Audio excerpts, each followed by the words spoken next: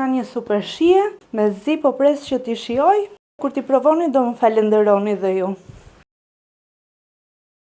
Për përgatitjen e kësaj recete na duhen 3 patlıcan, krip, piper i zi, 3 kokra vezë dhe miell.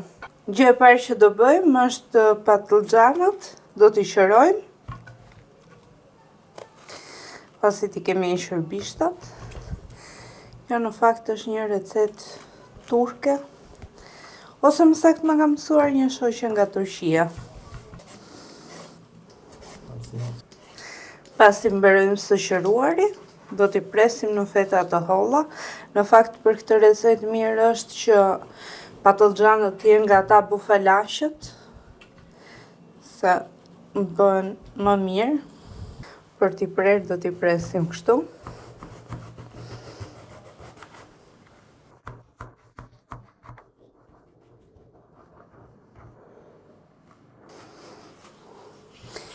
Pasi mbaruam së prerit, do t'i rajmë.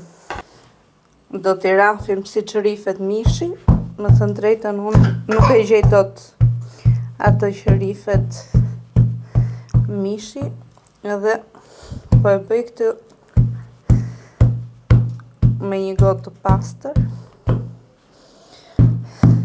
Kjo bëhet në mënyrë që të zbuten pak edhe kanë më shumë shije.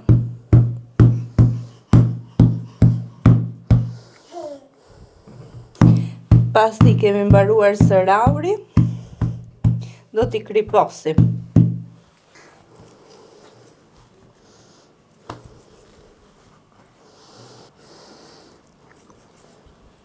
Të vezët, do shtojmë pak krip, edhe pak piper të zi, edhe do t'i rajmë. Pasi të rajmë vezët, do vazhdojmë me procedurën e skuqjes. Kam vënë ndërkohë vajin të nxehet, e ndërkohë që nxehet vaji, unë do përgatis edhe patlıcanët. Marrim patlıcanin, e kalojmë fillimisht në miell. Pasi e kalojmë në miell, do ta kalojmë edhe në vezë.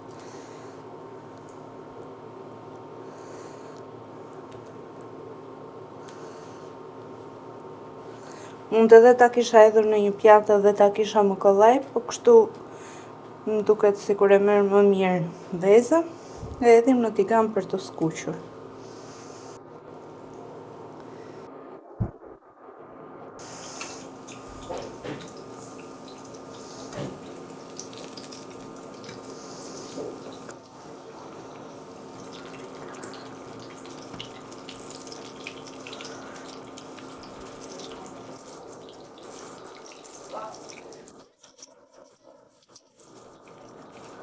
Pasi janë skuqur, në një pjatë kam vendosur letër, kuzhina, do ishim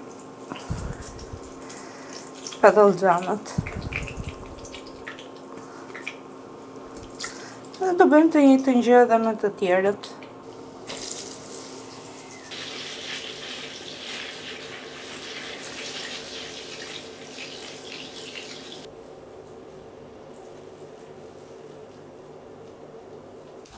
Pas janë skuqur, largojmë edhe patlıcanët e fundit. Ja dhe patlıcanët i kemi gati, janë skuqur siç duhet, kanë një aromë të mrekullueshme, të ftohen pak edhe kanë një super shije. Unë do t'ju sugjeroja që t'i shoqëronit me ndonjë salcë kosi apo ndonjë gjë të freskët. Mezi po pres që t'i shijoj, jam e sigurt që kur t'i provoni do më falenderoni dhe ju.